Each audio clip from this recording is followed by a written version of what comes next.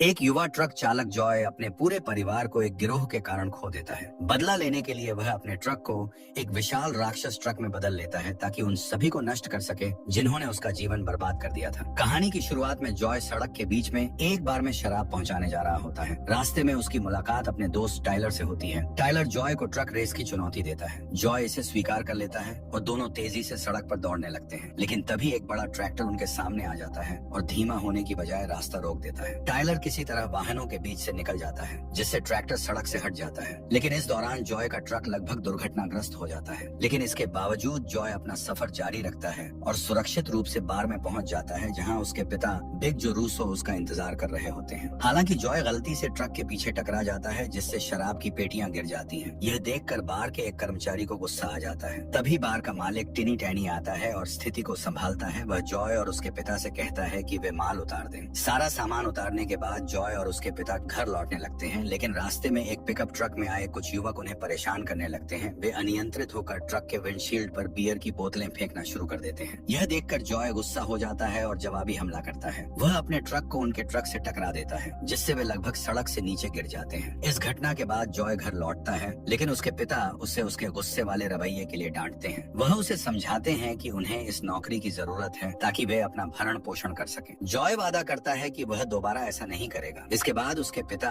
उसे नया ट्रक दिखाने के लिए ले जाते हैं जो उन्होंने हाल ही में खरीदा है। वह अपने बेटे को नए व्यापार में साझेदारी करने का प्रस्ताव भी देते हैं जहां दोनों मिलकर और स्वतंत्र रूप से काम करेंगे। इस प्रस्ताव से जॉय बहुत खुश होता है। फिर दोनों क्रिस्टन का जन्मदिन मनाने के लिए घर जाते हैं। जॉय की छोटी बहन बहुत खुश होती है लेकिन उसे ज्यादा देर नहीं रुकना पड़ता क्योंकि उसे अपनी प्रेमिका मिस्टी से मिलने जाना होता है। जॉय और मिस्टी अपने नए ट्रक में ड्राइव के लिए निकलते हैं। इस दौरान मिस्टी उसे चेतावनी देती है कि उसे टिनी के लिए काम नहीं करना चाहिए। वह बताती है कि टिनी और उसके बेटे अक्सर सड़क पर लोगों को परेशान करते हैं और नशे में गाड़ी चलाकर दुर्घटनाएं कर देते हैं। जॉय खुद को सही ठहराने की कोशिश करता है और कहता है कि वह और उसके पिता सिर्फ पैसे के लिए काम कर रहे हैं। साथ ही वह मिस्टी को टिनी और उसके बेटों से दूर रहने की चेतावनी देता है। इसके बाद दोनों अपनी रोमांटिक डेट पर चले जाते हैं। जब समय हो जाता है तो जॉय मिस्टी को उसके घर छोड़ देता है। इसी दौरान जॉय के पिता अपनी बेटियों को सुलाने के बाद अपने बेडरूम में जाता है जहाँ वह अपनी पत्नी कैथी से बात करता है। वह जॉय के भविष्य को लेकर चिंतित होता है लेकिन कैथी उसे शांत करती है और उसे अपने नए डिलीवरी व्यवसाय के लोगो वाली एक जैकेट देती है। बिग जो यह देखकर बहुत खुश होता है। अगले दिन बिग जो और जॉय एक और काम के लिए निकल जाते हैं जबकि कैथी और उसकी बेटियां ड्राइव के लिए बाहर जाती हैं। दुर्भाग्य से रास्ते में उनकी मुलाकात एक समूह से होती है जिसका नेतृत्व बिग कर रहा होता है। हमेशा की तरह वे सभी नशे में होते हैं और कैथी को परेशान करना शुरू कर देते हैं। हालांकि उन्हें पता होता है कि उसकी कार में दो छोटे बच्चे भी हैं। कैथी उनसे बचने के लिए आगे निकलने की कोशिश करती है लेकिन गिरोह उसकी कार को रोक देता है और उसकी विंडशील्ड पर बियर की बोतलें फेंकना शुरू कर देता है। कैथी को गाड़ी रोकने के लिए मजबूर कर दिया जाता है और विक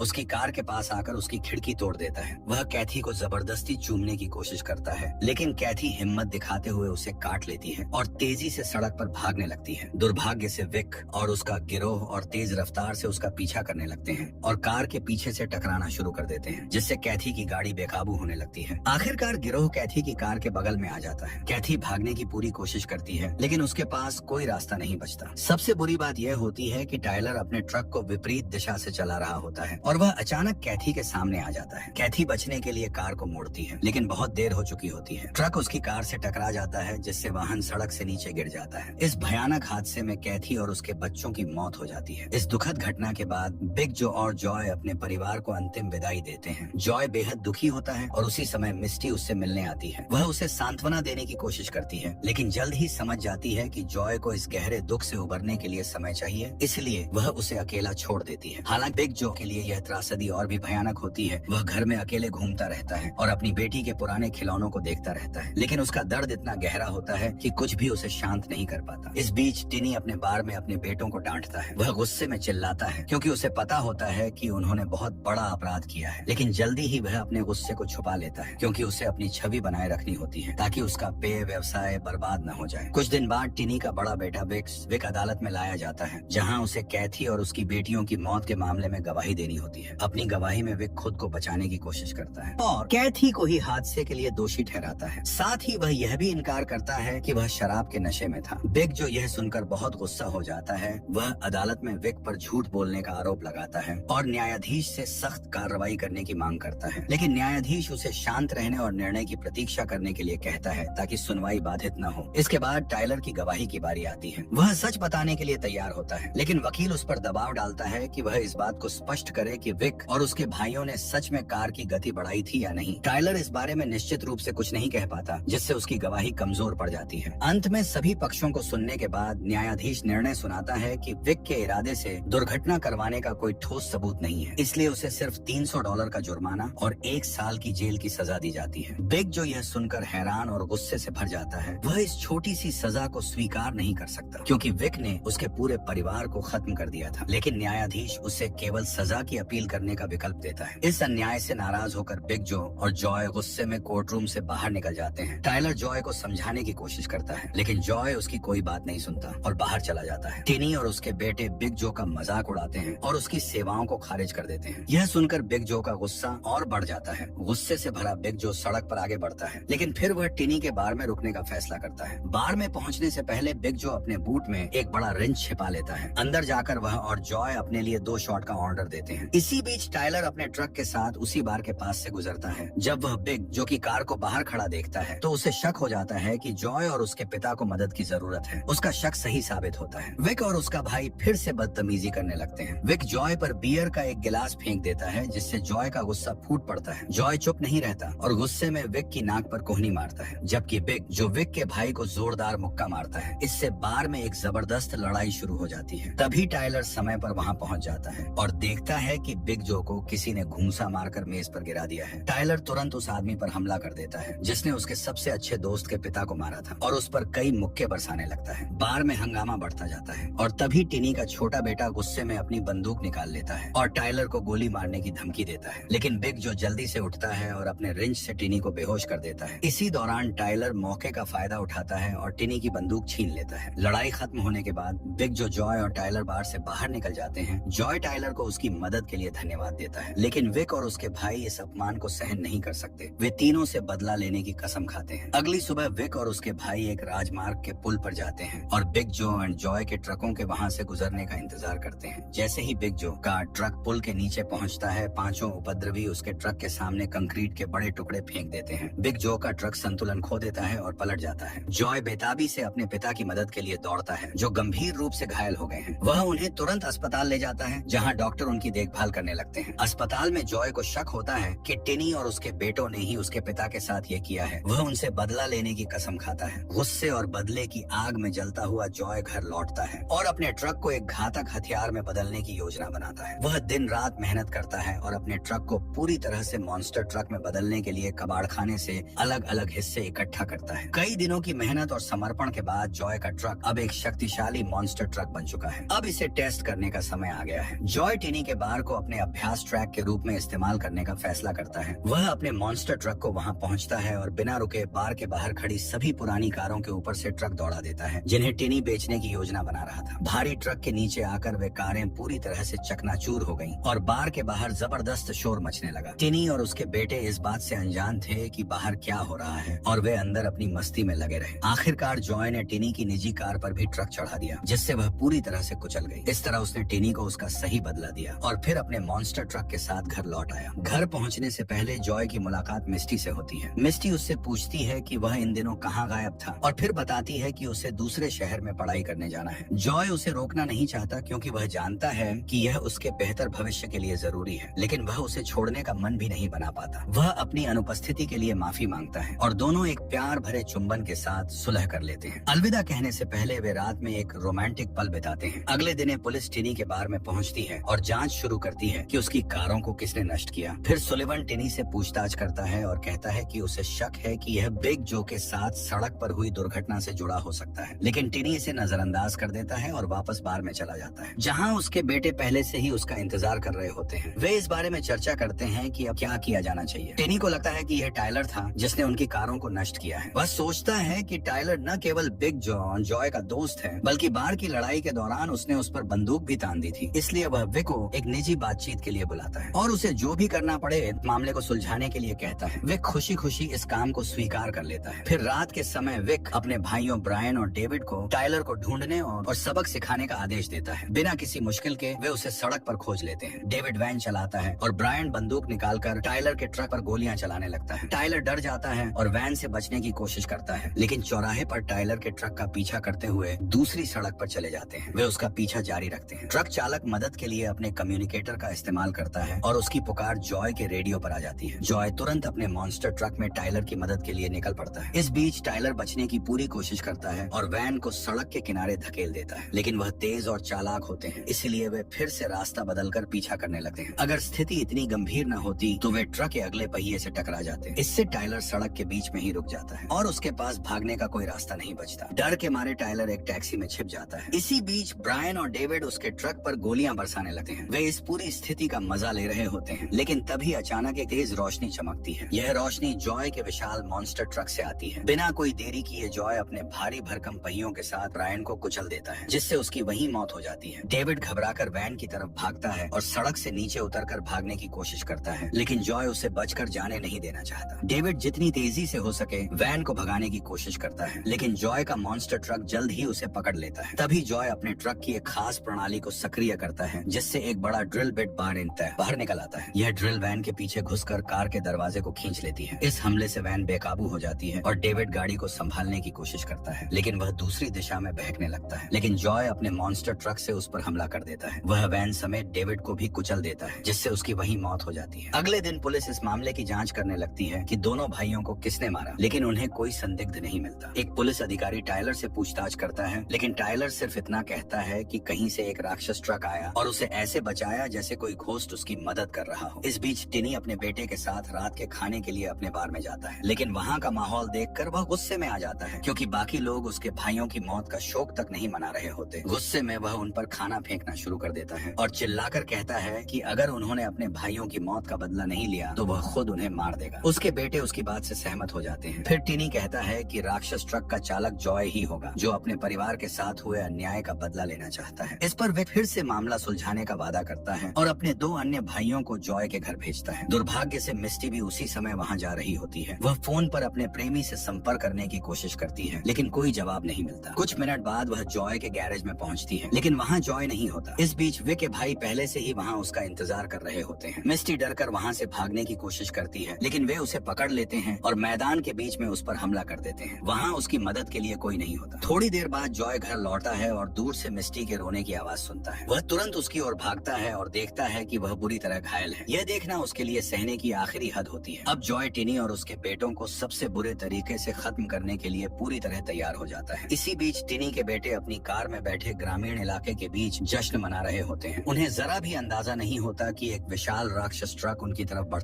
तो रहा है, जो उन्हें खत्म करने के लिए पूरी तरह तैयार है। जैसे ही वे उस बड़े ट्रक को अपनी ओर आते देखते हैं, वे घबराकर तेजी से सड़क पर भागते हैं और पास के एक मकई के खेत में छिप जाते हैं। छिपकर वे ट्रक की तलाश करने लगते हैं, लेकिन उन्हें उसका कोई निशान नहीं दिखता। हालांकि जॉय ज्यादा देर तक इंतजार नहीं करता। वह अपने शक्तिशाली मॉन्स्टर ट्रक के साथ आता है और भाई की कार को पूरी तरह टुकड़ों में तोड़ देता है। लेकिन दोनों भाई किसी तरह वहाँ से भागने में सफल हो जाते हैं और अलग अलग दिशाओं में चले जाते हैं। हालांकि जॉय ने ठान लिया है कि वह उन्हें छोड़ने वाला नहीं है। उनमें से एक भाई मकई के खेत से भागने की कोशिश करता है, लेकिन भागते हुए जमीन पर फिसलकर गिर जाता है। जॉय इस मौके का फायदा उठाता है और अपने ट्रक के विशाल पहियों से उसे कुचल देता, जिससे उसकी वहीं मौत हो जाती है। दूसरा भाई एक फैक्ट्री की ओर भागता है। इसी तरह वह लोहे के बड़े गेट के नीचे से निकल जाता है, लेकिन यह गेट राक्षस ट्रक को रोकने के लिए काफी नहीं होता। जॉय का ट्रक आसानी से गेट तोड़कर फैक्ट्री में घुस जाता है। डरा हुआ भाई भागता है। वह बक्सों और बैरलों के पीछे छिपने की कोशिश करता है, लेकिन ट्रक की ताकत के सामने नहीं टिक पाता। उसकी आखिरी उम्मीद फैक्ट्री के ऑफिस में छिपने की कोशिश करना है, लेकिन जब वह दूसरी तरफ से बाहर निकलने की कोशिश करता है तो देखता है कि दरवाजा बंद है। वहाँ से भागने का कोई रास्ता नहीं होता। घबराकर वह वहीं खड़ा रह जाता है और अपने अंजाम का इंतजार करने लगता है। तभी जॉय अपने राक्षस ट्रक के साथ पूरे कार्यालय को गिरा देता है, जिससे वह भी उसके नीचे दबकर मारा जाता है। इस तरह जॉय ने अपनी प्रेमिका मिस्टी का बदला ले लिया। कुछ घंटे बाद मीडिया ने पीड़ितों के बारे में शेरिफ से सवाल किए, लेकिन उसने कहा कि वह अभी तक नहीं जानता कि यह सब किसने किया। हालांकि उसका एक सहयोगी कहता है कि शेरिफ के दिमाग में कोई संदिग्ध जरूर होगा, लेकिन वह इसे नजरअंदाज करके वहाँ से चला जाता है। इस बीच मिस्टी अभी भी उस भयानक रात की घटना से उबरने की कोशिश कर रही होती है, जो पिछली रात उसके साथ हुई थी। अपने कमरे में रेडियो सुनते समय वह उन लोगों के बारे में खबर सुनती है जिन्होंने उस पर हमला किया था। उसे जल्दी ही संदेह होने लगता है कि जॉय ही इसके पीछे है। वह उसे फोन करने की कोशिश करती है, लेकिन जॉय अस्पताल में अपने पिता के डॉक्टर की रिपोर्ट का इंतजार कर रहा होता है। वहाँ जॉय की मुलाकात शेरिफ सुलिवन से होती है, जो उससे टिनी के बेटों के बारे में कुछ सवाल पूछता है। शेरिफ जानता है कि इन हत्याओं के पीछे जॉय का हाथ है। वह उसे चेतावनी देता है कि अगर उसने लोगों का शिकार करना जारी रखा तो